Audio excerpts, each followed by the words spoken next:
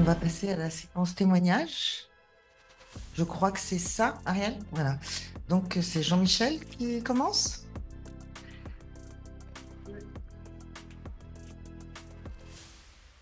Alors, séquence témoignage, donc premier témoignage.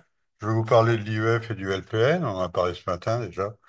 Mais déjà, peut-être juste pour faire une transition avec la très belle présentation de Gérald, je me souviens que à l'IEF, avec François Julien, est-il là?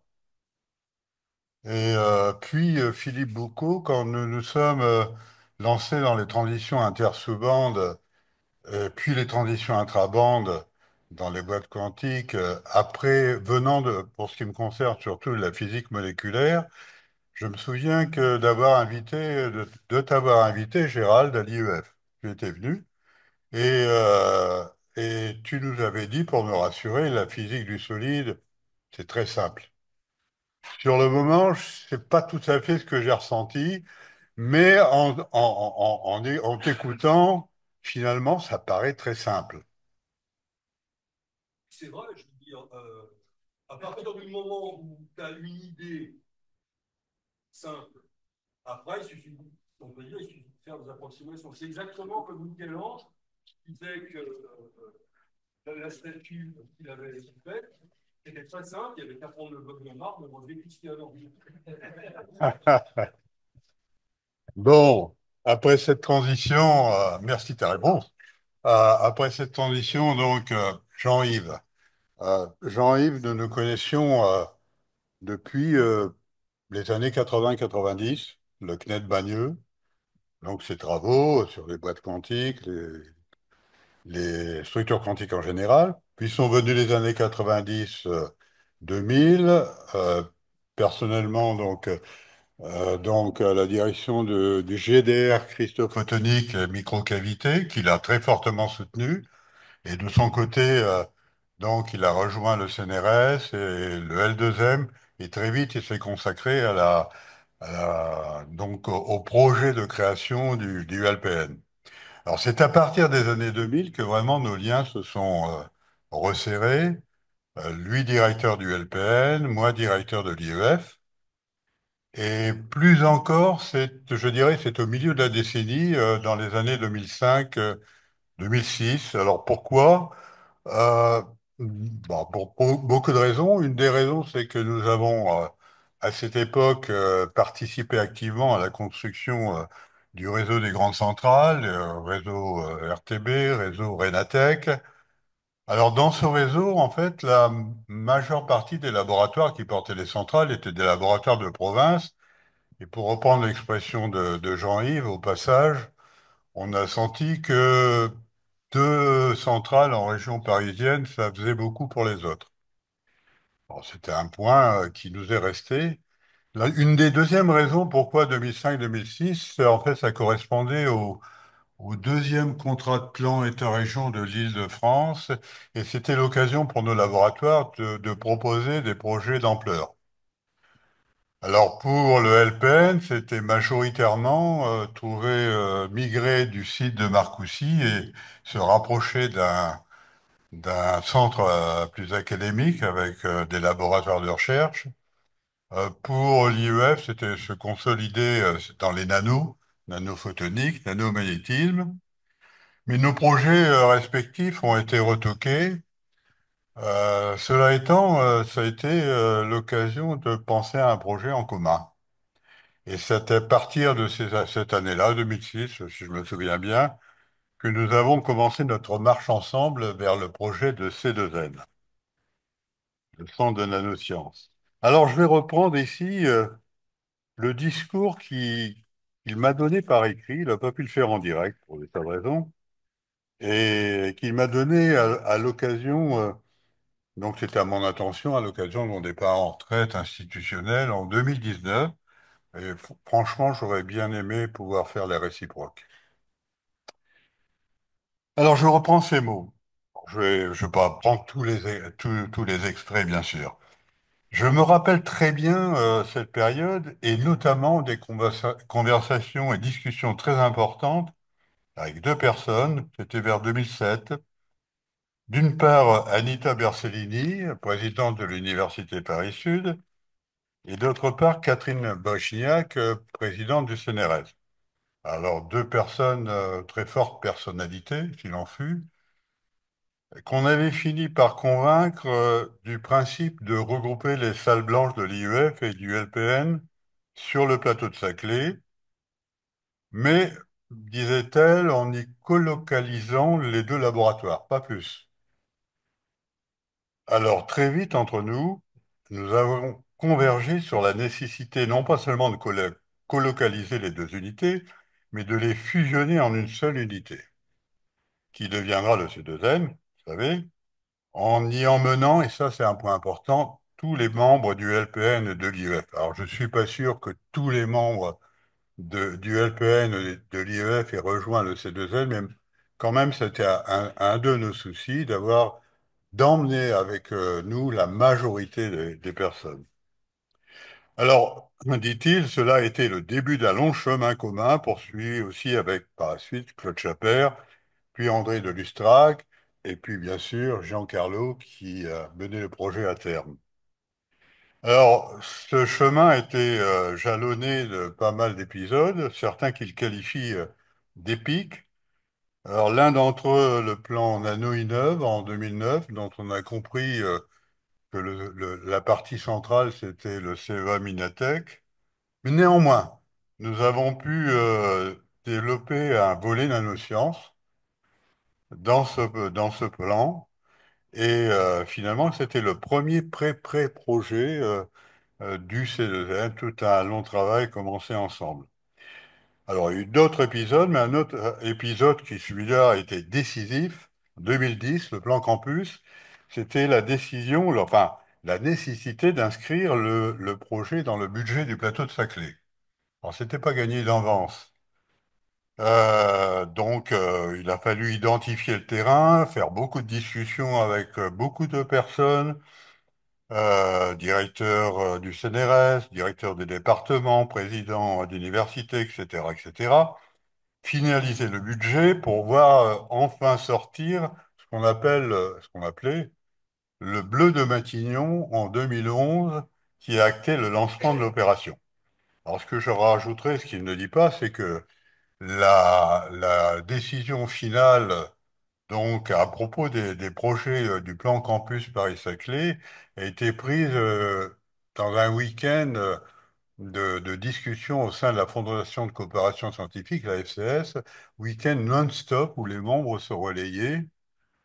Et, le projet était très mal parti au départ. Alors, vous savez, plus les projets sont gros, moins il y a d'arguments scientifiques, hein. C'est classique. Mais finalement, il est mal parti, mais on est là.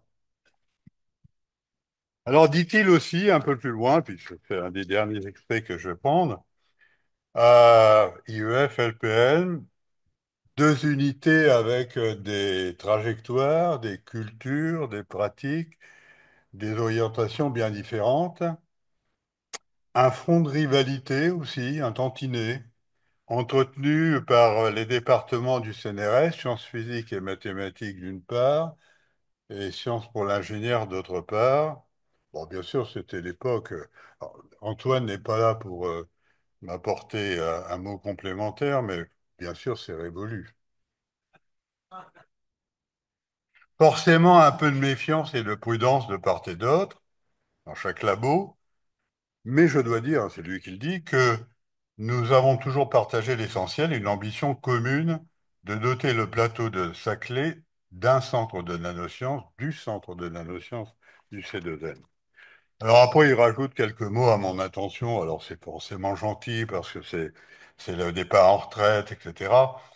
Mais bon, j'ai envie de lui dire la réciproque, si, enfin, voulu envie de lui dire la réciproque. Il me met, alors, tu es quelqu'un de réfléchi, de patient, de déterminé. Je suis sûr que je t'ai énervé bien souvent pendant cette période. Alors, Nakita, tu en as eu des échos, j'en sais rien. Ou de ton côté, tu as certainement dû faire preuve de pédagogie, de diplomatie.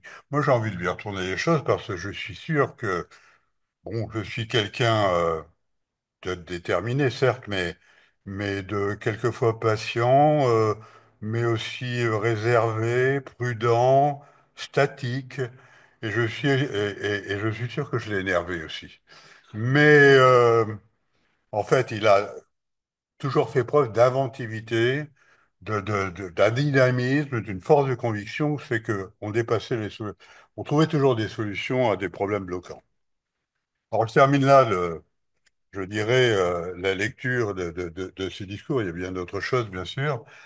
Euh, pour dire que durant toutes ces années où nous avons travaillé côte à côte, ce fut toujours des liens alors de franchise, de relations directes, comme on dit plus simplement, on ne tournait pas autour du pot, mais toujours des liens en point de respect mutuel et d'un front d'amitié.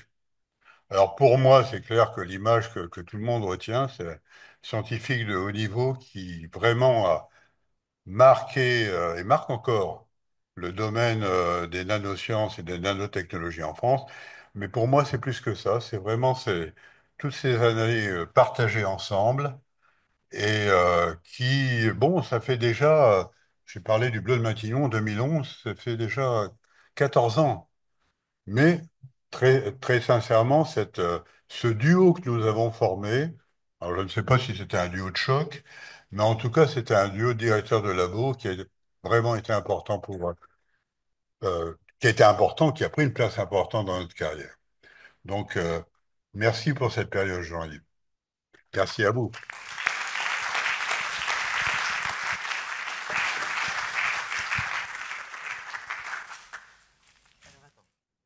J'ai un micro.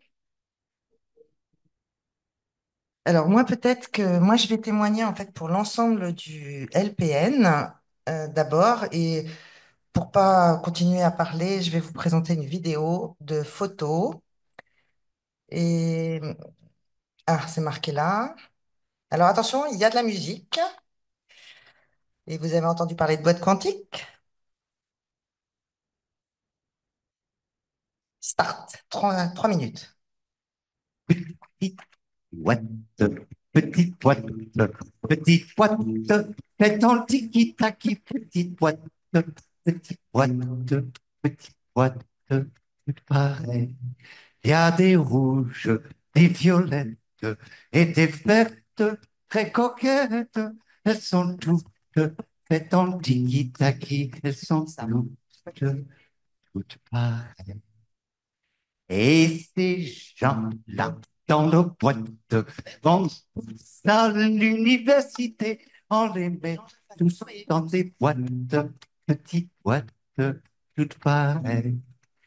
Il y a des médecins, des dentistes, des hommes d'affaires et des avocats. Ils sont tous des antiquités. Ils sont tous pareils.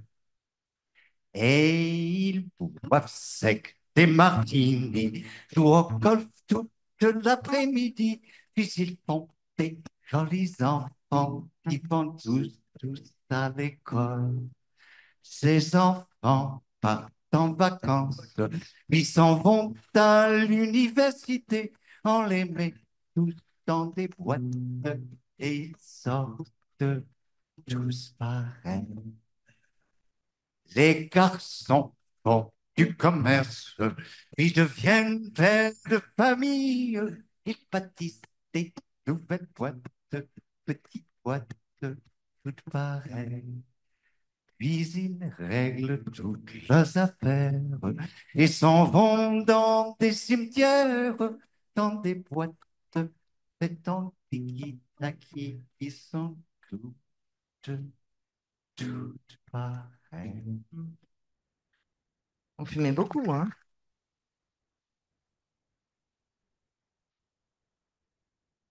Petite boîte, petite boîte, petite boîte, faites en tiki-taki, petite boîte, petite boîte, toutes pareilles.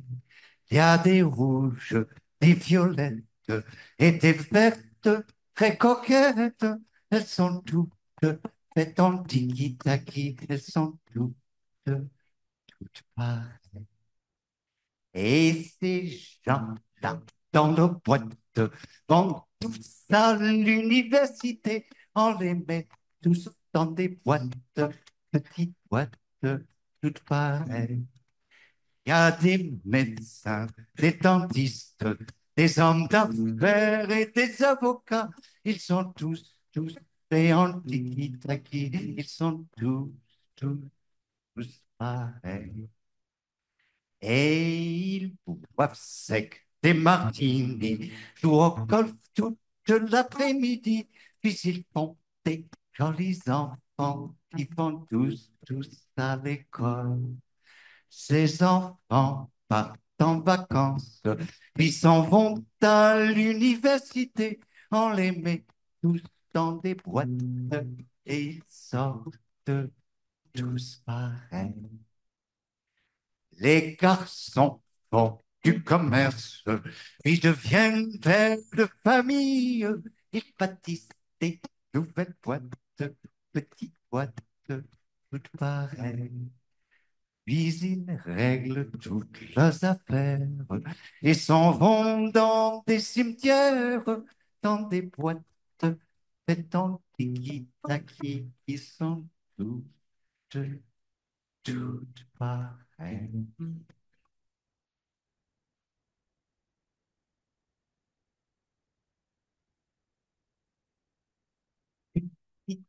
Boîte, petite boîte, petite boîte, faites en tiki-taki, petite boîte, petite boîte, petite boîte, toutes pareilles.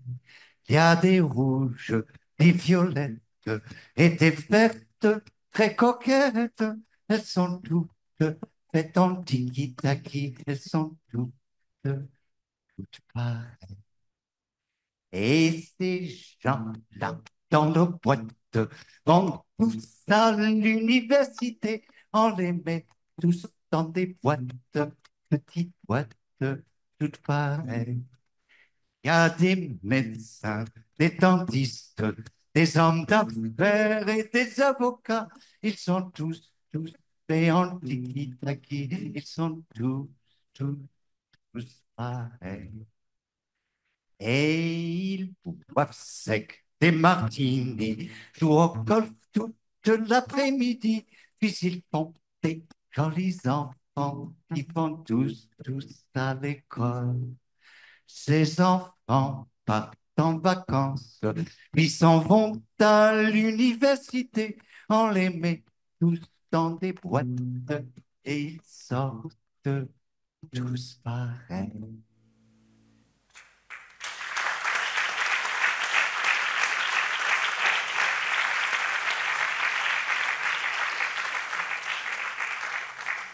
Je trouvais que c'était plus sympa de partager ça sur la musique, les petites boîtes. Je trouvais ça rigolo. Moi, je voulais juste. Donc, on va les faire défiler sans musique, si vous voulez. Comme ça, chacun pourra s'exprimer et raconter. Ça fera un fond, a priori. Donc, en fait, moi, ce que je voulais vous dire juste, c'est que moi, je connais Jean-Yves, en fait, depuis 1994, parce que c'était le rapporteur de ma thèse au CNET Mélan. Et ensuite, j'ai été embauchée par Jean-Pierre Noblan. Et je suis allée travailler à ST Microélectronique. Et en fait, un jour, je l'ai appelé en catastrophe en lui disant, j'en ai ras-le-bol de compter des particules. Est-ce que je pourrais continuer à faire de la recherche? Et là, il m'a dit, ben, tu n'as qu'à appeler Huguette Launois, tout ça, on va voir, ou appelle Maurice Guillec. Bon, bref. Ben, il fallait 21 départs au CNET Bagneux pour qu'il y ait un poste. Et du coup, je me suis retrouvée à faire de l'épitaxie en MOCVD. J'en avais jamais fait de ma vie. Mais je suis devenue, du coup, la grande chef de la MOCVD petit à petit. Et voilà, c'est comme ça que j'ai suivi Jean-Yves pendant 30 ans. Et donc, en fait, j'ai un texte, je vais essayer d'aller plus vite. Je l'avais un peu lu l'an dernier au moment des obsèques, parce qu'en fait, c'est un texte qui a été écrit à plusieurs, avec Jean-Michel, Pascal, Jacqueline, Isabelle. Tout le monde avait mis son petit grain de sel. Parce que, en fait, nous, pour nous, Jean-Yves, c'est des surnoms. Parce que aujourd'hui, on a entendu parler de Jean-Yves, mais nous, on parlait de Jim. J-Y-M. Donc, en fait, nous, quand on se parlait, on envoyait des SMS ou des mails, on disait alors, il a dit quoi, le père Jim? Ou le Marzine, il est venu, il a sonné, il a téléphoné, le Marzine. Donc c'était ça. Nous, on l'appelait le gym, le gym. L'hésité, en tout cas, du LPN, l'appelait le gym. Et donc moi, quand je dis nous, c'est toutes les personnes du LPN pour qui il a été en fait un mentor, un papa scientifique, un ami, un collègue, le chef. On le respectait beaucoup, on l'appelait Monsieur Marzin quand c'était le chef qui parlait. Alors pour nous, ce monsieur, ben, il avait une écharpe rouge, ou alors il avait une veste verte, toujours la même, ou alors un blouson de ski sans âge. Il avait les yeux pétillants, comme on peut voir là sur la photo que fait le frère de Nikita. Il avait des yeux pétillants sous une chevelure foisonnante et ce qu'il disait, c'était que c'était ses filles qui le ratiboisaient brutalement au sortir de l'hiver. C'était le monsieur avec ses clopes mentholées au coin de la bouche. Alors vous avez vu qu'on fumait quand même beaucoup. Moi, j'ai découvert en faisant la rétrospective qu'en fait, on fumait partout. Et je me souvenais pas que dès 2001, on avait fumé dans cette salle Richard Planel. Je croyais pas. Donc en fait, il faisait des discours brillants et souvent ses yeux brillaient quand il était ému. Il avait effectivement une capacité d'écoute exceptionnelle. Il avait toujours un regard bienveillant au-dessus de nos épaules. Alors comme certains l'ont dit, il avait un petit côté bourru quand il était mal à l'aise. Et alors, moi qui l'ai suivi dans les projets bâtimentaires, on l'appelait le frisé, au projet à 80 millions d'euros et surtout à Bac plus 18. Alors pourquoi Bac plus 18? Parce que plusieurs fois, on était rentré au LPN avec, on devait livrer des pieds pour les tables optiques et tout ça. Et en fait, on devait expliquer aux ouvriers qu'une table optique, ça ne pouvait être que rectangulaire et pas en forme de trapèze.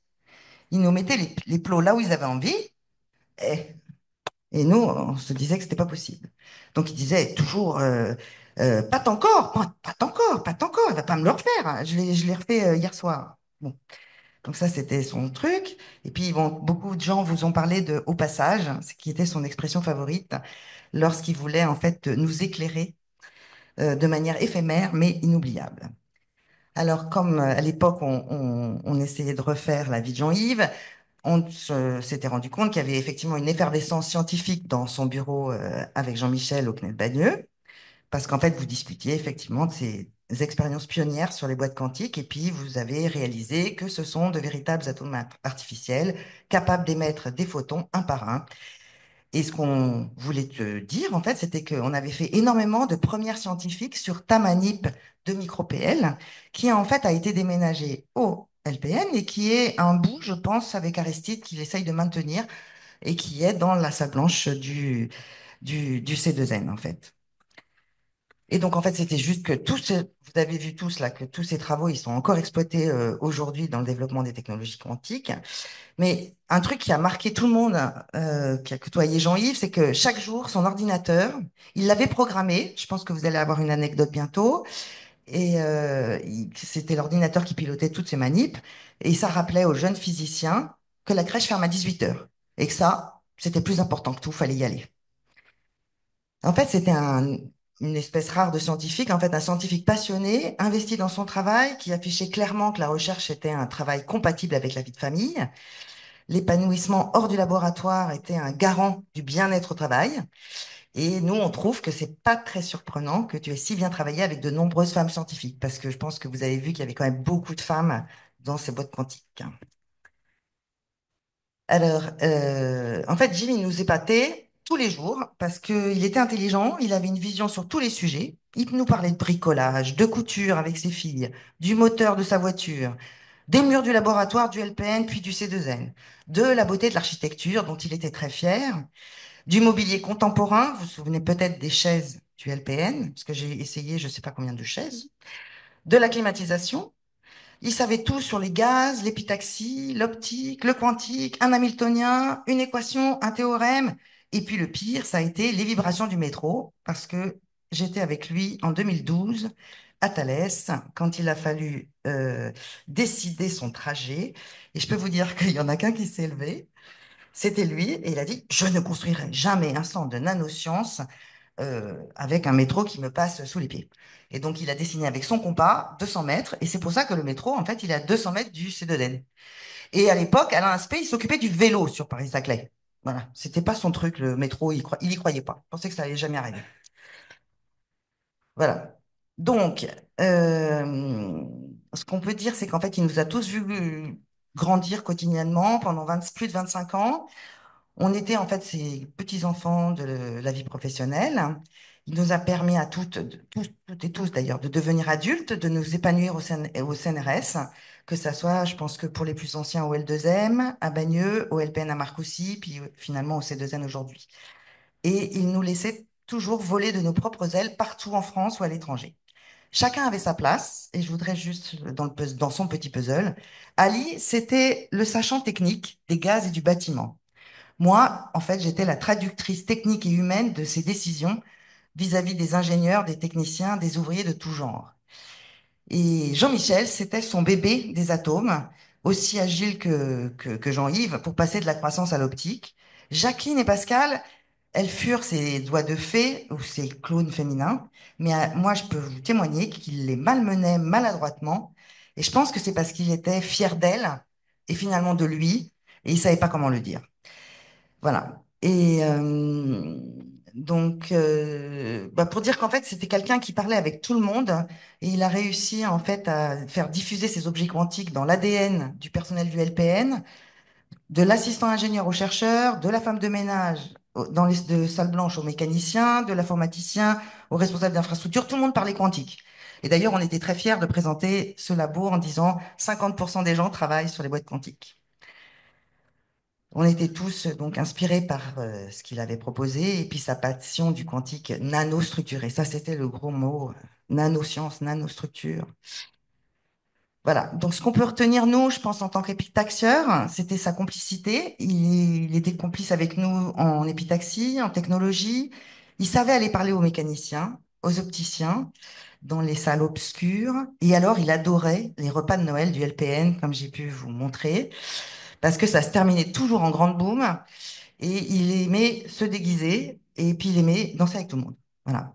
Et quand on est parti de Marcoussis pour de nouvelles aventures à Palaiseau, on a réalisé en fait que cette mise en musique au quotidien du LPN avait créé un véritable sentiment d'appartenance à une famille scientifique et technologique. Et donc ce C2N, en fait, je pense, hérite largement de ces valeurs aujourd'hui. Alors si on devait dire des slogans pour Jean-Yves, ben, en fait, c'était Jean-Yves enfin, Jim, Jean-Yves Marzin, Jean-Yves et Jean-Michel, ou JMG, JYM et JMG, je sais pas, comme vous voulez. Jim et le LPN, Jim et les boîtes quantiques, Jim et les nanos, Jim et les femmes scientifiques et Jim et le CNRS. Donc en fait, nous, on a perdu un grand bonhomme, un physicien, là ça va être difficile pour moi, hein, un physicien technologue, un passionné de l'ingénierie au quotidien, un homme pudique, un homme très charismatique, un défenseur d'idées, un homme érudit de science et des mots, un homme attentif et à l'écoute de notre environnement technologique, un papa scientifique. Donc moi, pour moi, c'est un peu compliqué parce que j'ai perdu mon papa scientifique, mon compère, mon complice des chantiers complexes à 80 millions d'euros, parce que j'en ai quand même fait deux. Et puis après le LPN, où je me baladais avec ma fille dans le Maxi-Cosi, qui était surveillée par les ouvriers, on m'appelait souvent pour me dire viens vite, il faut l'allaiter, dépêche-toi. Bon, Emma, elle a 24 ans, donc c'est loin. Et la CDZ et la maîtrise d'œuvre, ben, ça a été pareil. Ça a été une horreur surprise quand on a découvert, mais alors complètement par hasard, que en fait c'était la même maîtrise d'œuvre qui avait fait le LPN, qui avait réussi à répondre au C2N. Donc c'est quand même assez incroyable. On a retrouvé les mêmes ingénieurs du bâtiment que 20 ans avant, là. Et bon, là, il me laisse seul avec le PEPR électronique parce que voilà, il œuvrait pour que ce truc existe, hein, continuer pendant 10 ans. Il essayait de nous maintenir avec le réseau Renatec au CNRS. Et donc moi, si je dois résumer, c'est que j'aurais pu monter l'Everest lorsqu'il me demandait l'impossible ou l'improbable. Et donc moi, je dis que c'était une vie trop courte, mais intense, que je qualifierais d'une vie passion technologique qui s'est infiltrée dans tout le LPN. Donc on te doit beaucoup, et en particulier de nous épanouir aujourd'hui dans le monde de la recherche. Voilà. Alors,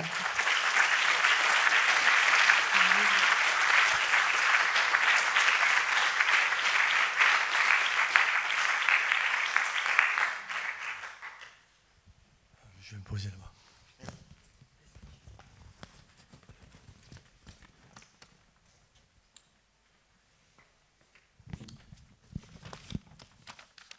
Ah, mais je vais être plus bref que Isabelle, mais je voulais témoigner de mon respect pour quelqu'un qui n'était pas, avec qui je n'étais pas très intime et qui était mon patron. Moi, j'ai croisé la première fois la route de Jean-Yves, c'était pour utiliser sa manip de photoluminescence résolue spatialement dans les années 90, alors que je finissais ce qu'on appelait à l'époque la thèse du CNAM. Et j'avais vraiment, donc, qui a été ensuite utilisé par Jean-Michel et Bruno. Euh, Ça a été ce qui nous a permis de lever un peu ce grand mythe du fibre destructeur qui bousillait tout. À l'époque, je travaillais sur les machines fibre, je travaille toujours d'ailleurs. Et c'est le premier geek que j'ai rencontré. Parce que à l'époque, je me souviens, sur une armoire trônait un Apple IIe, pour ceux qui connaissent encore à quoi ça ressemblait, qui avait été ouvert sauvagement à l'arrière avec d'une pléthore de cartes qui avaient été impliquées dedans. Donc, ça m'avait impressionné parce que c'était vraiment un boulot de fou d'avoir aussi sévèrement overclocké cette machine. J'ai aussi une mémoire de cet ordinateur sur lequel, quand on le mettait en marche, l'écran d'accueil disait les crèches ferment à 18 heures. Et je m'étais dit à l'époque, il y a un humain derrière. Pour ceux qui ont travaillé au L2M, je pense que vous faites la liaison. Le projet Nanofib, que j'ai ensuite déposé, ben, très clairement, il n'était pas très convaincu au départ. Avec lui, j'ai appris à lui tenir tête, à préparer des bons arguments avant de le rencontrer. Ce n'était pas toujours simple. Quelqu'un de très vif, capable de très très vite saisir le fil, et aussi capable d'un soutien fort, en particulier à quelques mots que j'ai gardés. Plus personne n'ira présenter les travaux de Jacques, il ira tout seul dans les conférences. Il m'a ouvert la porte, ça m'a obligé à mériter sa confiance, qu'il manifestait quand même avec parcimonie, et puis la garder. La dernière réunion de travail avec lui, c'était dans le cadre du projet de propulsion spatiale avec les équipes R&D d'Airbus. Il était venu représenter l'INSIS. La curiosité, le revoir au premier rang, scanner les slides que je présentais, euh, avoir un peu la crainte de ses commentaires quand même. Mais le voir endosser derrière son costume d'ambassadeur du CNRS avec autant d'aisance pour faire le travail de diplomate qu'il savait si bien faire, ça, c'était impressionnant. Et en 2022, je crois, c'est la dernière fois que je l'ai vu, il avait demandé, il était passé au laboratoire avec des visiteurs et il voulait absolument présenter une nanofibre. Donc il m'avait cherché partout et je m'étais présenté dans la salle. J'étais dans le laboratoire à côté. Et en fait, il avait retracé de façon extrêmement précise la genèse de Nanofib en parlant de notre projet.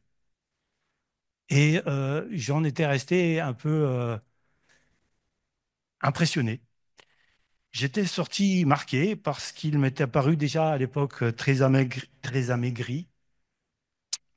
Et j'ai réalisé qu'il n'avait omis aucun détail. Il avait tombé le masque et je me suis redit, il a vraiment un homme derrière le masque. Merci Jean-Yves. En fait, comme tu ne t'es pas présenté, en fait, c'est Jacques Girac du C2N, hein. C'est le monsieur médaille de l'innovation de l'année dernière, je crois. Non? 2023. Oui. 2023, voilà. C'est presque pareil.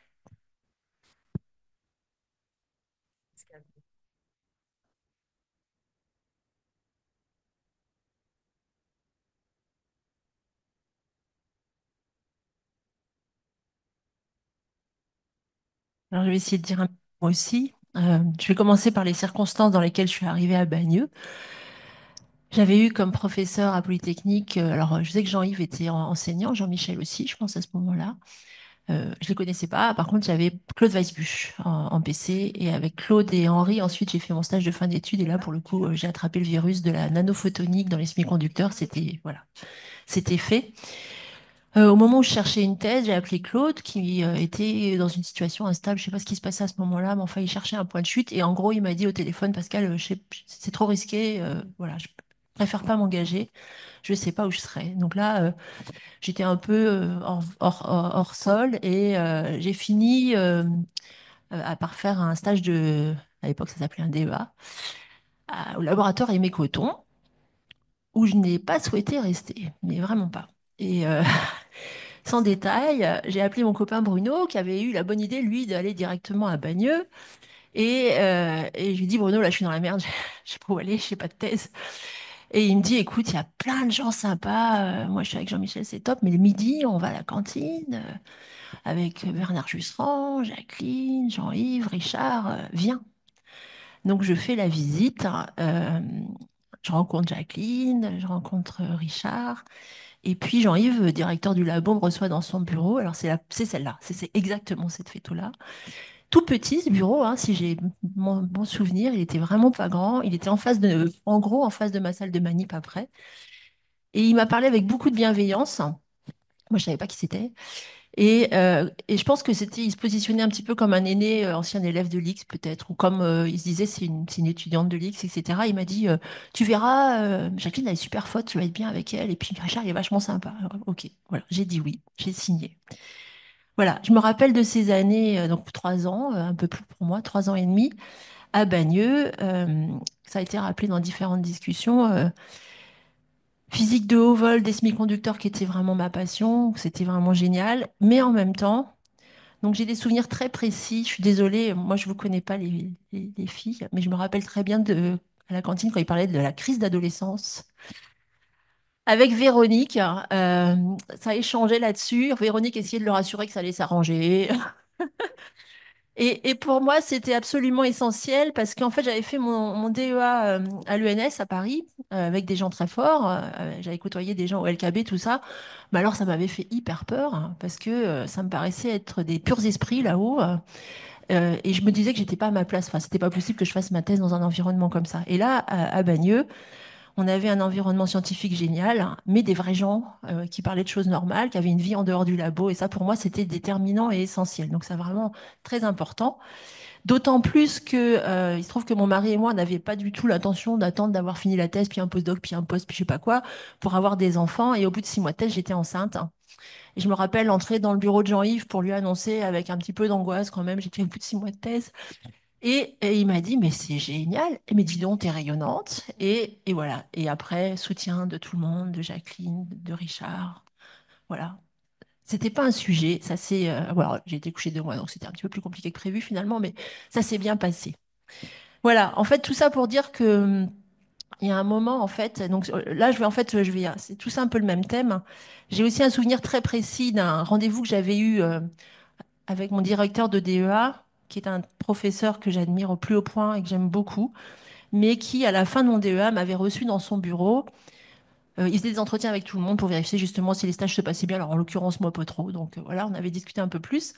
Et puis, il m'avait dit, vous savez, la recherche, c'est pas un métier comme les autres. On quitte pas le labo, on n'est pas libre, on a la tête. Enfin, voilà, c'est une passion. C'est pas un métier comme les autres. Et je me suis dit, mais pourquoi il me dit ça? Enfin, voilà. Alors, a posteriori, je me demande encore s'il il voulait bien vérifier que j'avais compris l'engagement que ça représentait, etc. Et alors, je sais plus dans quel ordre, mais quelques années plus tard, je sais que j'ai discuté de ça avec Jean-Yves. Puis il me dit, mais c'est des conneries, n'importe quoi. Et il dit, mais alors je le regarde, je dis, ah bon, il me dit, bah, il dit, ça n'a rien à voir avec la recherche. Si t'es passionné par ton boulot, bah, tu quittes ton boulot, tu l'as dans la tête, tu t'éclates, et puis voilà. C'est vraiment des conneries. Et ça m'avait fait un bien fou, mais vraiment un bien fou. Et du coup, en fait, ça rejoint un peu ce que Isabelle a rappelé. Je pense que pour Jean-Yves, finalement, je pense que c'était une personne pour lesquelles, dans une communauté, hein, le nano, les solid state, etc., où il n'y a quand même pas beaucoup de femmes, je pense que pour lui, c'était même pas un sujet, c'était vraiment naturel. Et je pense que ça a vraiment une raison pour laquelle il y avait quand même au LPN une proportion de femmes bien plus grande que dans la communauté nationale et internationale. Et je pense que c'est vraiment pas étranger à ça.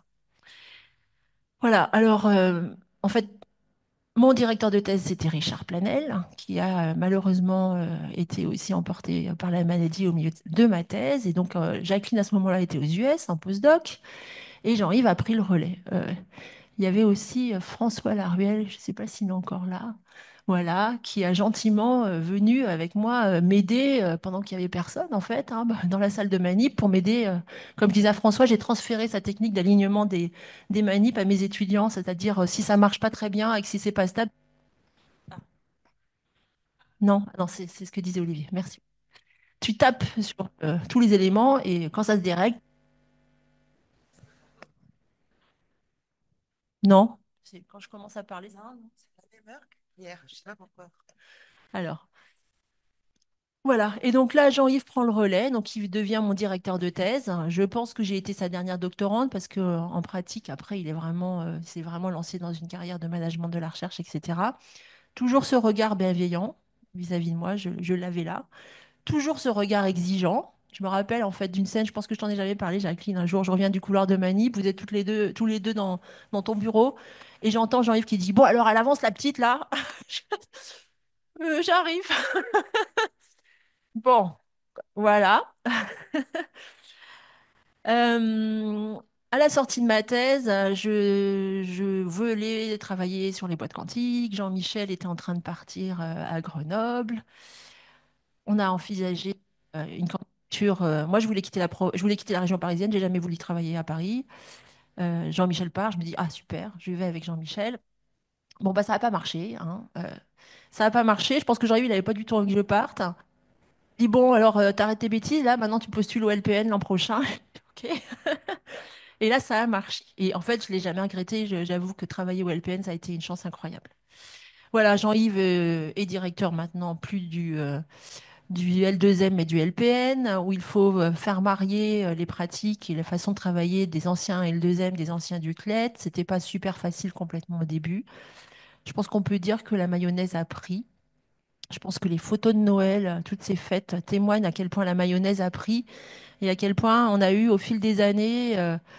Alors, les images ont bien résumé ça, hein, les discours mythiques de Jean-Yves à Noël, les perruques et les déguisements, ils sont pas tous là, il y a eu pire que ça dans toutes ces soirées.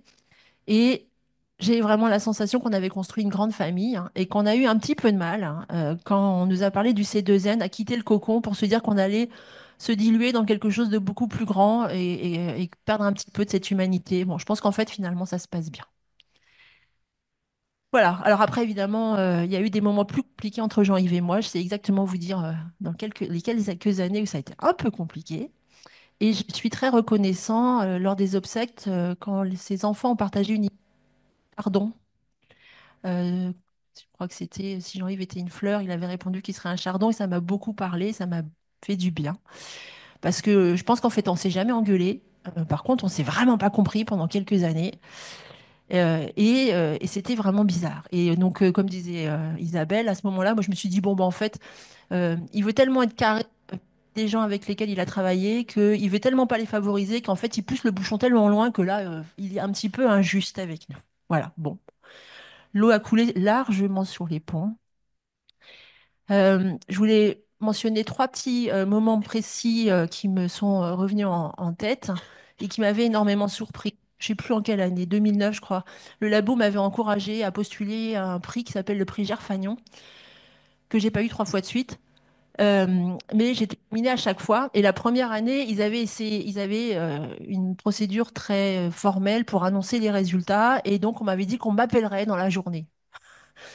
Dans l'après-midi, entre 14 heures et 18 heures, je serai appelée. Donc, on est accroché à son téléphone de 14 heures à 18 heures. Et d'un seul coup, Jean-Yves, vers 15 heures ou 16 heures, arrive dans mon bureau et il me dit, bon, alors, tu sais, alors je savais même pas qu'il savait que j'attendais quoi que ce soit, quoi. Je lui dis, bah non, faut encore attendre, j'en sais rien. Et là, il est resté 2 heures avec moi jusqu'à ce que le téléphone sonne. Et en plus, la nouvelle n'était pas terrible. Et il est resté là. Et il a été vraiment hyper sympa. Donc ça, c'est le premier truc qui m'avait surpris parce que j'avais l'impression qu'il avait complètement, enfin, qu'il était absolument pas au courant de ça. Le deuxième, c'est au moment de la maladie de Karine, que j'ai accompagnée dans la maladie. Excusez-moi, je vais y arriver. Et je pense qu'il avait vraiment capté à quel point c'était dur pour moi. Et il est venu plusieurs fois s'asseoir à côté de moi dans les marches pour me dire il faudrait que je prenne soin de moi. Après, en fait, on était tout proche de la fin. Voilà, ça, c'était vraiment hyper important. Et puis, il y a un truc que je veux raconter parce qu'on a parlé de Candela tellement souvent là, dans les 2 derniers jours. Euh, j'ai un ami très proche qui n'est pas là aujourd'hui, Sébastien Sauvage, qu'on a inventé la lithographie in situ. Il m'a dit, Pascal, je n'y connais rien, mais là, vraiment, il faut que tu ailles breveter. Je dis, ah, t'es gentil, mais j'ai un peu autre chose à faire. Il a insisté une fois, deux fois, trois fois. Bon, je vais dans le bureau de Jean-Yves et je lui dis, bon voilà, tu sais, la litho in situ, tout ça, qu'est-ce que tu en penses? Et alors là, avec son enthousiasme légendaire, il me dit, ouais, bah, c'est un marché de niche, si ça t'amuse. Bon. Mais il me dit, OK, va voir Jacques Chirac, justement, qui était la personne qui avait fait le plus de valorisation au labo. Je vais voir Jacques. Alors là, Jacques, je pense que je te l'ai pas dit non plus. Tu m'as raconté le process qui durerait 2 ans pour breveter mon machin, et j'avais pas compris que ça m'empêcherait pas de publier pendant 2 ans. Donc, inutile de vous dire qu'après ces 2 entrevues, on n'a pas breveté. Hein, ça, c'est sûr. Et quand, quelques années plus tard, Atocube a voulu faire une machine de lithographie in situ, et la première question que j'ai eue, c'est, t'as breveté? Non. Et que je l'ai redit à Jean-Yves, il me dit, bah, je t'avais dit de breveter. Pas vraiment. Pas vraiment. Mais vraiment pas, même. Voilà, j'ai fini pratiquement. Donc, Jean-Yves a été vraiment une figure entre paternelle et une figure d'aîné pour moi toutes ces années. Malgré la distance, en fait, et on avait des rencontres de moins en moins fréquentes, j'avais toujours la sensation qu'il avait un œil sur moi, qu'il m'avait capté très très tôt dans pas mal de traits de ma personnalité et qu'il les gérait avec beaucoup de bienveillance. Ces dernières années, je le croisais plus à Castorama qu'au CNRS. Assez souvent à Castorama en réalité. Et c'était sympa de discuter, de prendre les dernières nouvelles entre deux rayons de bricolage. Voilà, la dernière fois, il m'avait parlé d'un job à Singapour. Voilà, je ne savais pas qu'il était malade, donc son départ m'a pris au dépourvu, mais je suis vraiment heureuse qu'on ait eu ces 2 journées de partage sur ce qu'on a vécu avec lui, scientifiquement et humainement. Merci à tous.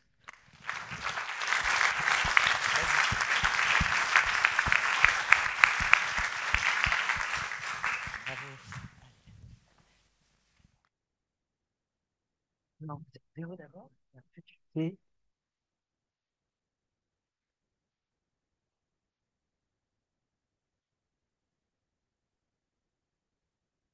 Alors, venant de Bellevue, je suis arrivée en 1985, fameuse année 85, au L2M, tout jeune labo de microstructure et microélectronique.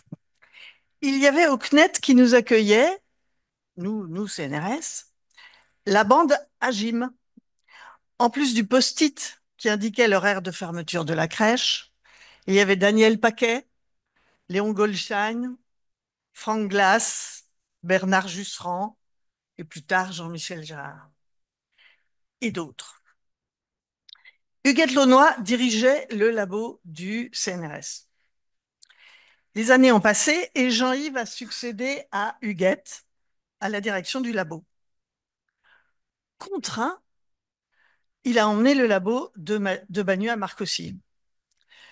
Moi, je me suis éloignée pour un temps, loin de l'épitaxie des semi-conducteurs, dans une association créée par le CNRS et le CEA pour rapprocher chercheurs industriels et académiques, et au ministère de la Recherche. Mais vers 2008, Jean-Yves me fait revenir à Marcoussis, au LPN, donc, à temps partiel, pour m'occuper de la com du LPN. Il fallait que j'aille vous extorquer, à vous tous, vos faits marquants pour les mettre en valeur sur le site du labo. Complètement incompétente, sans formation, sans réelle appétence, j'ai détesté ça. La seule chose qui m'intéressait était de savoir ce que vous faisiez, tous. Et vous me l'expliquiez avec beaucoup de patience. Au bout de 2 ans, j'ai dit à Jean-Yves que merci pour l'expérience, mais que non, décidément, j'arrêtais la com. Et retournais au ministère faire mes expertises. J'ai regardé le site actuel du C2N, très beau, très riche, bravo à Céline. Et Jean-Yves m'avait pardonné. Alors pour finir, les retraités, je voudrais vous dire que les retraités ont plus de temps pour lire. Et pour vous accompagner dans votre noble mission, je vous offre 2 Alexandrins de Victor Hugo.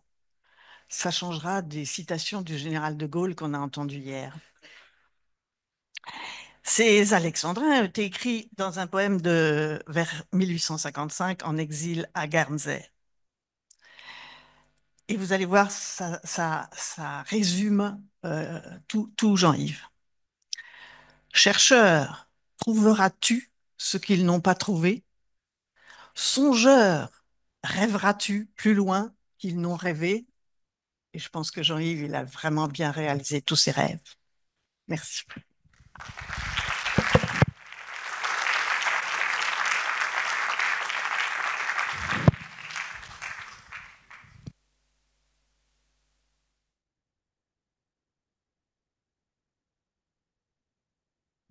On a tout dit sur l'importance énorme des travaux scientifiques de Jean-Yves, le retentissement sur toute notre communauté, et puis aussi sur l'incroyable importance de son rôle de manager de la science. Mais même les plus grandes carrières ont un petit début. Et ce que je voudrais évoquer en quelques minutes, c'est les tout premiers pas de Jean-Yves dans l'art de la spectroscopie des semi-conducteurs. Alors pour planter rapidement le décor, j'ai soutenu en mars 1979 une thèse de troisième cycle et j'ai eu l'immense bonheur d'être recruté 2 semaines après, je crois, d'être sélectionné pour être recruté au CNRS. Et donc, je m'étais tout de suite lancé dans mon projet de recherche qui était l'optique des hétérostructures de semi-conducteurs. Et c'était à l'époque un sujet complètement nouveau, au moins en Europe. Et en particulier, il n'y avait pas encore vraiment d'échantillons français. Mais heureusement, mon boss, Michel Vos, avait réussi à récupérer quelques échantillons au cours d'une visite de courtoisie qu'il avait fait à Léo Ezaki, le père de toute cette physique qui officiait à l'époque dans les laboratoires de recherche d'IBM. Et donc, ces super réseaux, c'était des super réseaux INAS, GASB, et qui présentent une configuration de bande très particulière. Parce que le minimum de la bande de conduction d'INAS est plus bas en énergie que le maximum de la bande de valence de GASB. Et à cause de cette circonstance, malgré une énergie de confinement de folie dans les puits quantiques, le gap de ces super réseaux restait dans l'infrarouge et typiquement vers 400 milliélectronvolts, c'est-à-dire une longueur d'onde de 3 microns.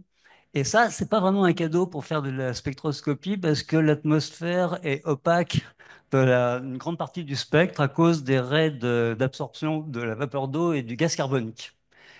Et en fait, même sur le trajet optique d'un mètre ou deux d'une manip de luminescence, l'atmosphère était presque opaque. Alors, quand on est configuré à quand on est en face d'une situation comme ça, ben, la tentation, c'est de diviser par un spectre de référence. Mais là, le problème, c'est que le spectre de référence était un spectre de raies et que la profondeur de ces raies dépendait de l'hygrométrie, de la quantité de CO2 dans la pièce, de la largeur des fentes du spectro. Enfin, c'était vraiment difficile. Et donc, j'avais eu l'idée, éventuellement un peu saugrenue, de mettre toute la manip sous une tente d'azote sec. Voilà. Alors, sur ces entrefaites, Michel Vos m'a confié l'encadrement d'un jeune et brillant stagiaire de DEA. Alors, j'espère que vous avez compris qu'il s'agit de Jean-Yves Marzin, déjà muni de toutes ses qualités de vivacité intellectuelle, d'aisance relationnelle, tout ce qui a fait la suite de sa carrière, et puis aussi de sa magnifique tignasse. Donc, c'est ensemble que nous avons mis là, au point un dispositif un petit peu baroque. Malheureusement, il n'y a pas d'archives photographiques, mais il faut que vous imaginiez une sorte de tente bédouine réalisée avec des morceaux de bâche plastique et puis de très grandes quantités de rubans adhésifs. Donc, cette tente avait deux mâts. Un mât qui était le cryostat détecteur, le cryostat de l'échantillon, un mât secondaire qui était ça marche très bien. Parfait. Je vais peut-être parler sans parce que je parle assez fort, non? Ah, d'accord. Alors, je continue. Il y avait ces deux mâts et puis il fallait se raccorder à la table optique en respectant tous les points de réglage d'une manip d'optique, le déplacement du cryostat, les réglages du miroir de collection, la commande des fentes, du moteur que j'avais bricolé sur ce spectro. Donc l'ensemble était un peu étonnant et alimenté en azote sec par le bidon d'azote, les fuites du bidon d'azote le plus fuyard que j'avais pu trouver dans tout le laboratoire. Et au miracle, après un week-end de purge, il y avait plus aucune trace des raies d'absorption atmosphérique et Jean-Yves a pu terminer brillamment son stage en mesurant la luminescence d'un super réseau en fonction de la température, de la puissance d'excitation et tout ça. Donc, tout ça pour vous expliquer qu'il n'y avait mais absolument rien dans l'apprentissage initial de Jean-Yves qui le prédestinait à devenir le grand patron d'un laboratoire de haute technologie. Mais ce qui et donc c'est la suite de sa carrière, c'est vraiment à ses propres mérites qu'il les doit et non pas à mon éphémère encadrement. Mais ce qui est important pour moi, c'est qu'au cours de ce stage était née une très profonde amitié et avec Jean-Yves et Nakita qui venaient de se mettre en ménage à l'époque. Et après, nous nous sommes suivis au cours des années. Je ne passais jamais à Bagneux sans aller passer tailler une bavette à Jean-Yves et puis après à Jean-Yves et Jean-Michel. Et de même, quand il venait discuter avec Gérald à rue Laumont, il venait toujours passer un moment avec moi. Et donc, cette amitié a joué un rôle très important pour moi, puisque elle a joué un rôle déterminant quand j'ai décidé de me joindre, d'abandonner le NS et de me joindre à l'aventure du LPN. Voilà. Je- donc, un souvenir vraiment amical à la mémoire de Jean-Yves.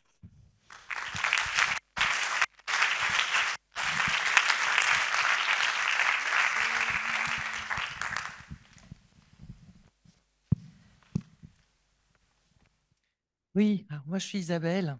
Isabelle Robert pour les gens de la première heure, Isabelle Philippe pour les gens les plus récents.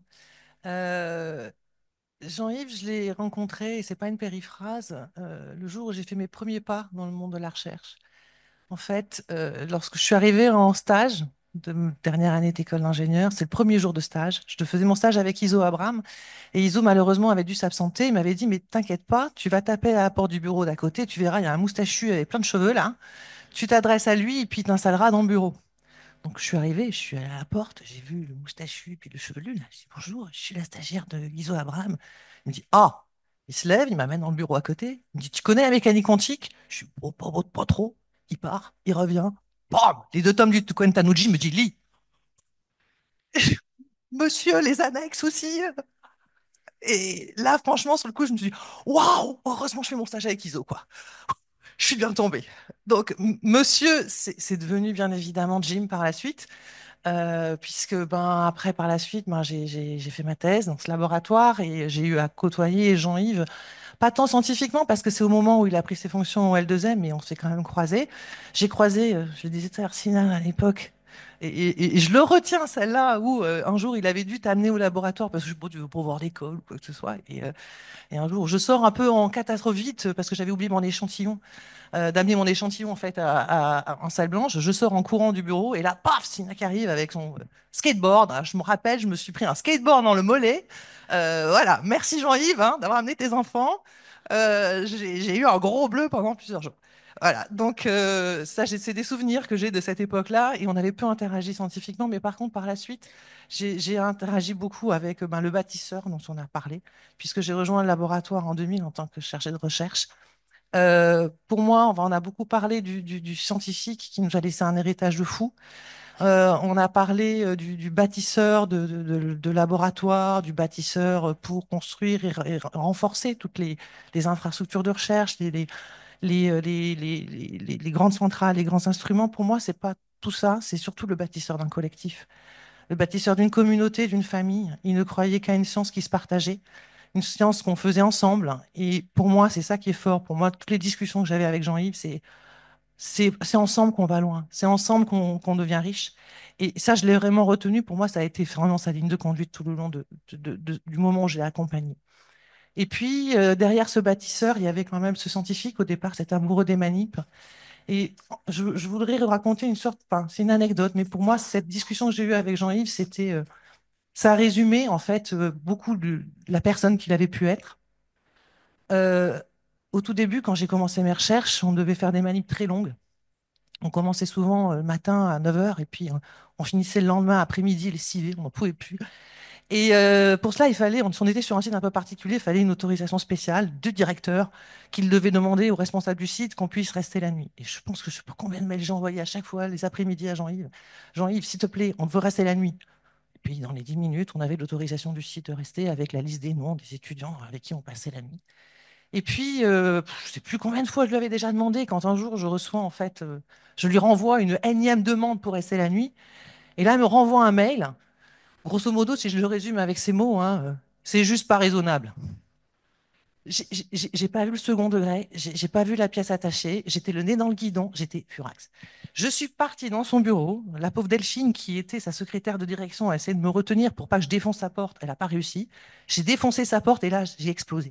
Et j'avais Jean-Yves qui essayait de me faire des grands signes, mais arrête, arrête! Et moi, je hurlais comme pas possible en disant, mais tu peux pas nous empêcher de maniper de nuit, bordel! Et puis au bout d'un moment, il arrive à me faire taire, il me dit, mais Lisa, t'as vu la pièce jointe? Je dis, bah non. Il me dit, mais tu l'as ton autorisation? Je dis, non, mais il se fout de moi ou quoi? L'homme plein d'humour, mais surtout à ce moment-là, en fait, on est parti sur quoi? Sur une longue discussion. Puis on me dit, mais t'en es où tes manips et tout? Alors, vous en êtes tout. Et on est parti sur une longue discussion, tous les deux. J'ai vu dans son regard à la fois l'homme fou, fou de manip, passionné de physique, et en même temps, l'homme frustré de s'en être éloigné. Et j'ai senti à ce moment-là qu'il avait presque une seule envie, peut-être que je me trompe, mais c'est de rajouter un nom sur cette liste de noms qui devait rester la nuit, qui attendait patiemment que les photons interfèrent, qui partageait des pizzas à 2 heures du matin et qui, à 4 heures du matin, essayait d'apprendre à jongler avec des massues.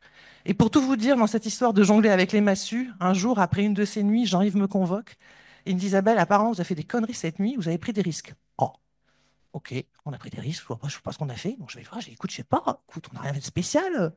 On a fait attention avec les lasers, on a fait attention avec l'hélium et tout. Bon, écoute, je vais me renseigner. Et là, il me dit, faites attention à ne pas vous assommer avec les massues en plastique. On avait un étudiant fou de jonglage et on apprenait à jongler la nuit dans les couloirs en attendant que les photons interfèrent. On a parlé donc du scientifique, on a parlé du bâtisseur d'un collectif. Moi, je voudrais parler aussi d'un visage qu'il montrait peu parce qu'il était pudique.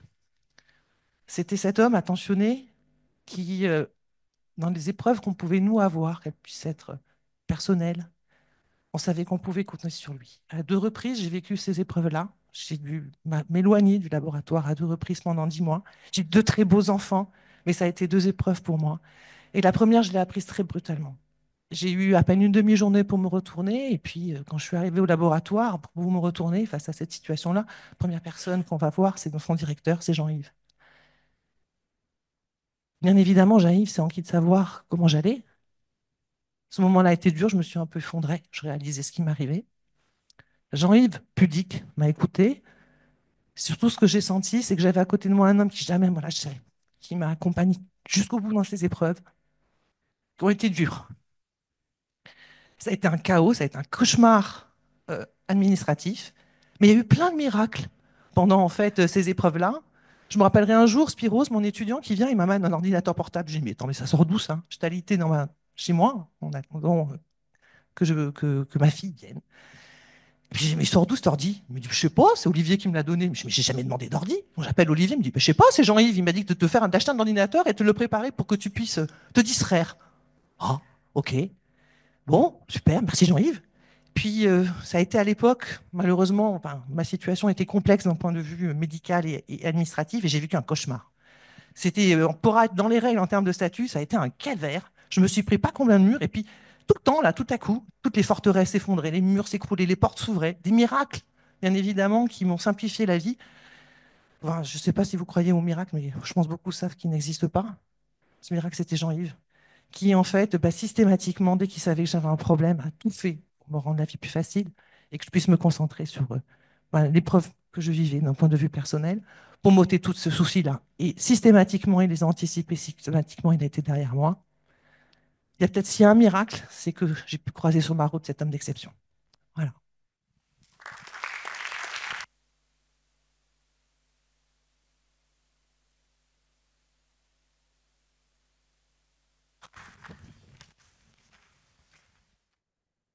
Bon, alors, c'est difficile de passer après tout ça.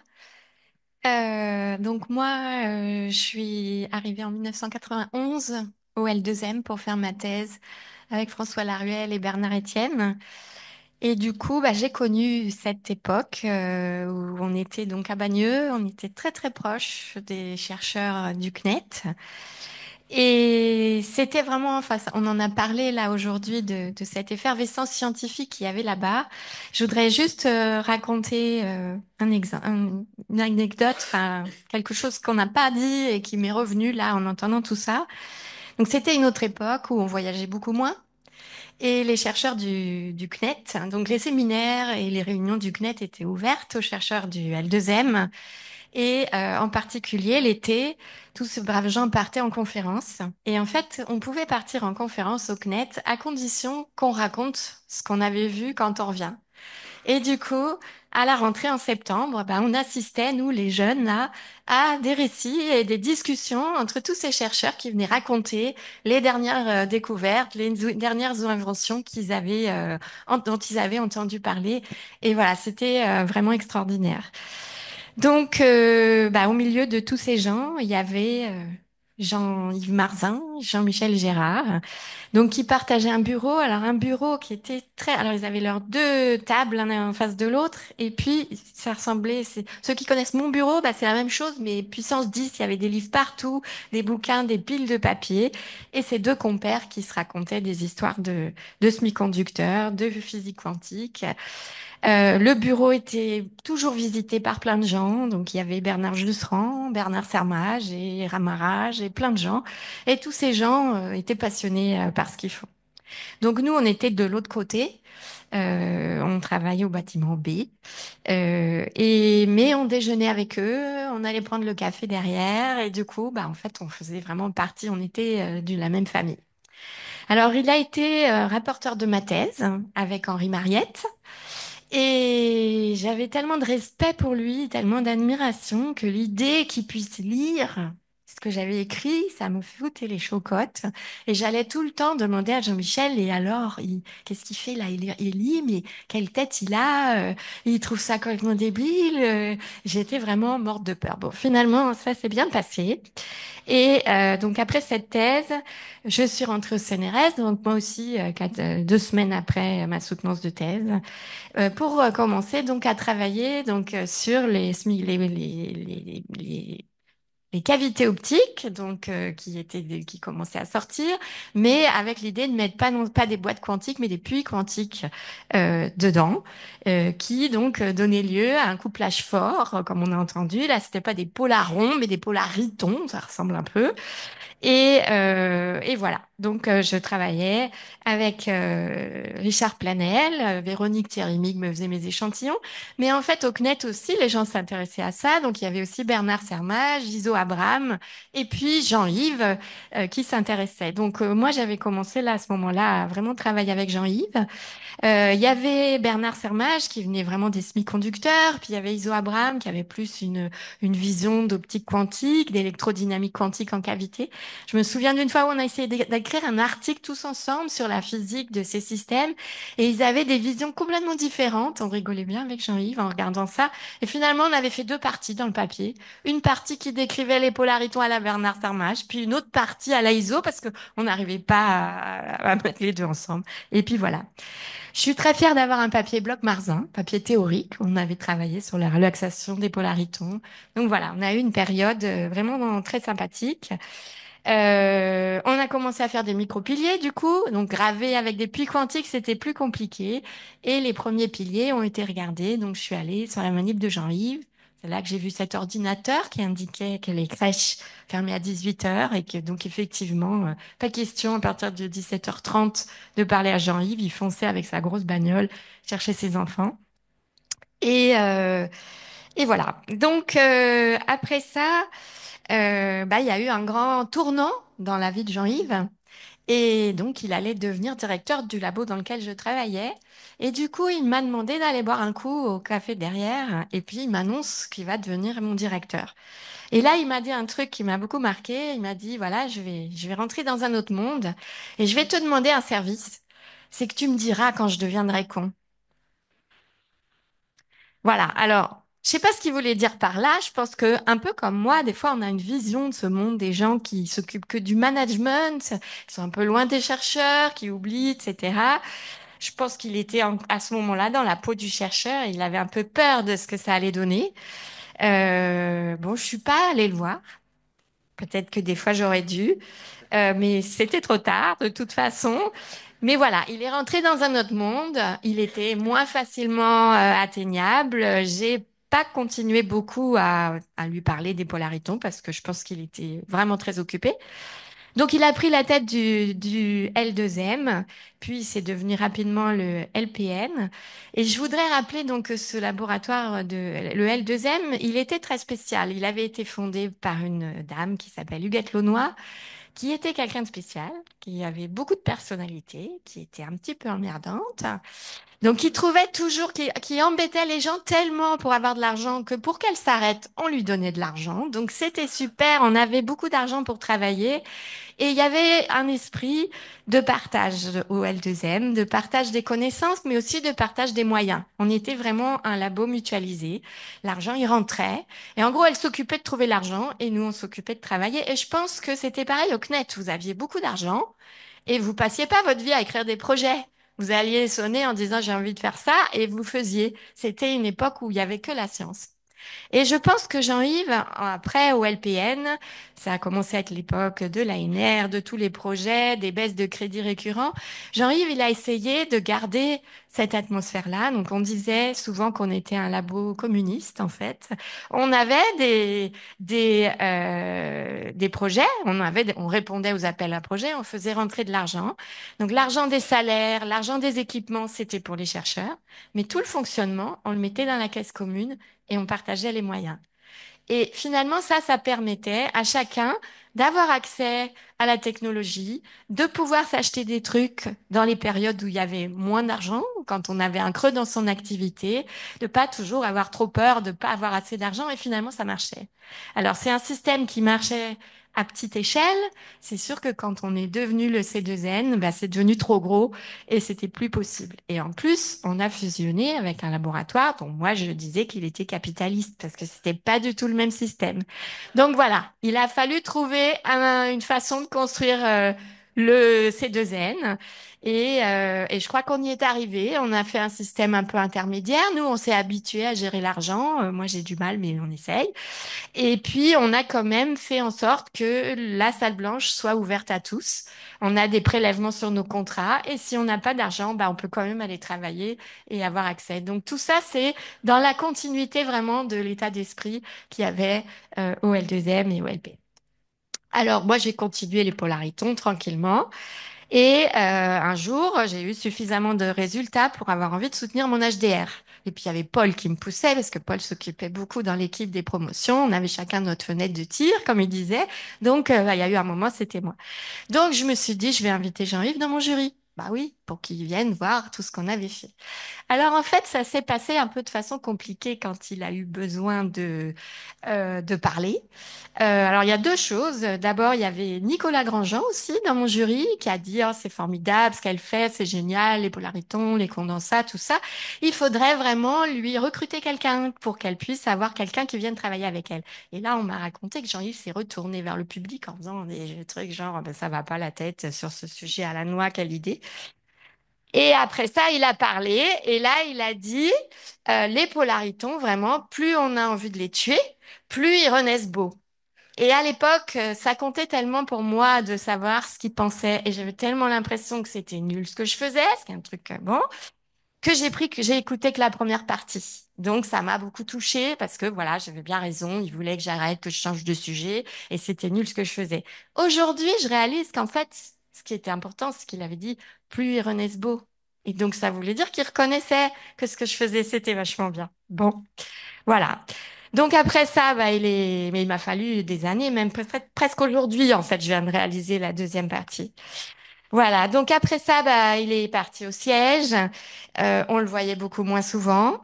Et du coup, mais c'est pas grave, on savait qu'il veillait sur nous, il veillait au C2N, on avait vraiment un allié. Et c'est vrai que quand j'ai appris qu'il partait à la retraite, ça, voilà, tout d'un coup, on se sent déjà un peu orphelin parce qu'il allait plus être là pour veiller sur nous. Et puis ensuite, un jour, je rencontre Isabelle et elle me dit qu'il est malade. Et là, je me suis dit, c'est pas possible, je veux lui parler. Donc, je lui ai envoyé un texto en lui disant, est-ce qu'on pourrait se voir? Mais en fait, moi, je me suis fait opérer des pieds et j'ai été 2 mois dans mon lit. Donc, octobre, novembre, on pouvait pas se voir. Et il m'a dit, pas de souci, tu viens me voir en décembre. Voilà. Et on s'est pas vu. Et voilà. Donc, ce que j'aimerais, c'est en fait ce que j'avais imaginé, c'est qu'en plus de lui dire combien je l'appréciais, que j'allais lui raconter les dernières choses qu'on a fait avec les Polaritons et qu'encore une fois, il pourrait me dire, plus on a envie de les tuer et plus ils sont beaux. Et je suis sûre qu'il aurait pensé ça. Et voilà, j'aime à penser ça. Merci.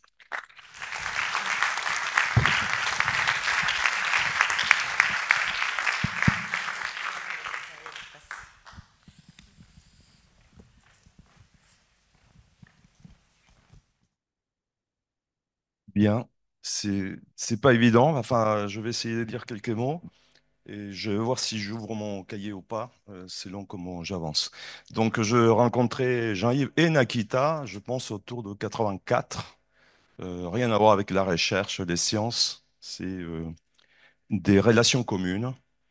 Et puis, le premier, quelqu'un a parlé des faiseurs des miracles. Le premier miracle, c'est que j'étais un DEA, enfin, commencé mon DEA, il fallait que je fasse un stage.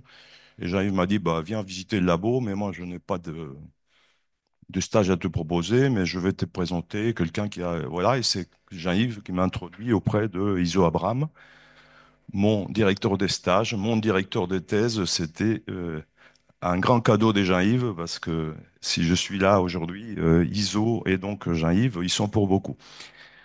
Après, est-ce que j'ouvre mon cahier? Je ne sais pas. On a parlé de tout à peu près, de Jean-Yves, de bâtisseur, de pionnier scientifique, faiseur de miracles, nageur triton, geek. Je ne sais pas. Bon, allez, j'ouvre mon cahier. Je ne vais pas. Faut que je prenne celui qui est écrit en gros. Je ne vais pas lire ma prose, je n'ai pas envie. Je vais dévoiler un document qui illustre une autre partie de la personnalité de Jean-Yves, qui est certainement pas connue des gens. Il était classé secret défense, excusez-moi mon accent, Euh, et il a été déclassé par Nakita il n'y a pas longtemps. Je l'avais oublié complètement. C'est un document qui date de 1995, même de août, fin août 1995. Allez, donc je pense qu'il a été classé parce que il avait créé sa propre entreprise. Jean-Yves aimait beaucoup la science-fiction, les romans policiers, autres choses comme ça. Et je suis sûr que vous ne saviez pas qu'il s'était exercé à la chose et, et qu'il a même monétisé sans avoir demandé, je pense, les cumuls. Donc, donc, voilà. Et c'est donc pas moi qui écris, c'est Jean-Yves, en 1995, rapport de surveillance de MEC, certains reconnaîtront, pour Monsieur Levinson. Je n'ai pu établir le contact avec les sujets que le 27 août 1995 à 14h30. Les budgets que vous m'aviez alloués ne m'ayant pas permis de le suivre dans ses activités week-end, la suite de ce rapport vous fera sans doute imaginer l'usage que le sujet aura pu faire de ces 2 jours. J'arrivais donc à Palazzone de Cortona, Italie, après un repas frugal. C'est le repas et les frais d'émission qu'il fallait que je acquitte. Les sujets ne m'a pas repéré grâce à un savant camouflage. Il était attablé avec une dizaine de personnes. Il avait visiblement bien arrosé son repas, beaucoup moins frugal que les miens. Toujours les frais des repas. L'œil des hommes brillait et l'ensemble respirait la concupiscence frustrée. La surveillance attentive que j'ai exercée ne me permet pas d'affirmer avec certitude que le sujet ne se livra pas de ce premier repas, ou évidemment avant mon arrivée, aux agissements sur lesquels vous m'aviez demandé de porter principalement mon attention lorsque le sujet est en public. Regard appuyé, coup d'œil complice, frôlement habilement provoqué, attouchement discret. Un micro directionnel que le faible budget que vous m'avez accordé ne m'a pas permis d'acquérir, aurait pu me renseigner plus en détail de la nature des conversations animées qui déclenchaient périodiquement l'hilarité avinée du sujet et de ses commensaux. Je ne peux donc vous en livrer que les quelques bribes qui me sont parvenues jusqu'au buffet, dans lequel je m'étais habilement glissé. Ariel, rire. Juan Ariel, rire. Ariel, moins bien. Édouard, rire. C'est... Bon, je ne vais pas continuer. C'est 2 pages.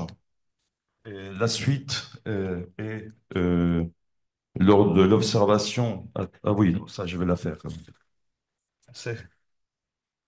Et donc, voilà.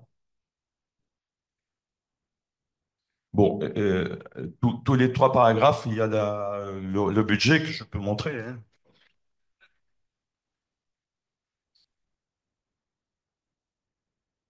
Un lire italienne et détaillé.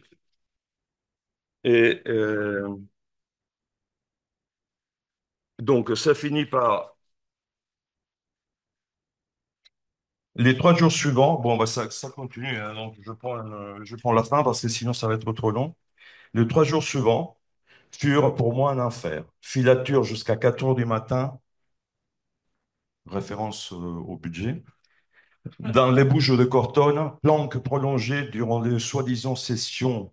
J'avais choisi un bon poste d'observation en hauteur dans un des coins de la pièce. Un habile camouflage me permettait de me fondre dans les fresques murales.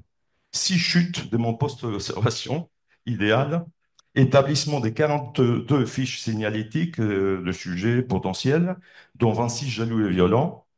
Je ne peux malheureusement pas finir maintenant mon rapport, car c'est l'heure des soins, à cause des chutes, hein. Je vous prie de bien vouloir venir à mon bureau dès lundi matin pour que je vous fasse un compte-rendu plus détaillé de ces 3 journées et que vous complétiez le minuscule acompte que vous m'avez versé. En attendant, je suggère qu'à son retour, vous vous assuriez que le sujet ne puisse sortir de chez vous, fermer porte volée, sans oublier l'aération des toilettes. Mes clients l'oublient toujours. Ne l'approchez sous aucun prétexte en auto-rencontre. Post-scriptum. N'oubliez pas d'amener votre chéquier.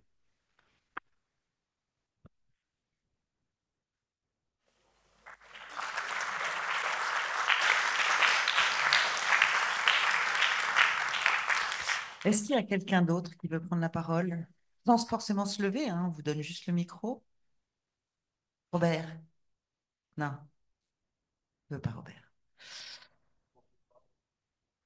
Voilà, ben alors à ce moment-là, on va clore la séance des témoignages et on va se retrouver dans le hall devant les belles vidéos des boîtes quantiques.